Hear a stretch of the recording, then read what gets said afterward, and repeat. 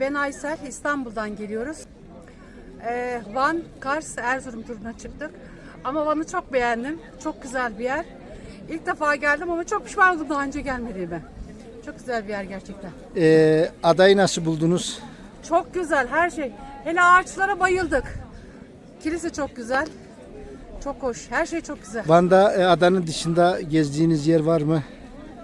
Dün geldik biz daha Tatvan'ı gezdik. Erciş'i gezdik. Başka bir yere gezmedik. Bugün inşallah gideceğiz birçok yere.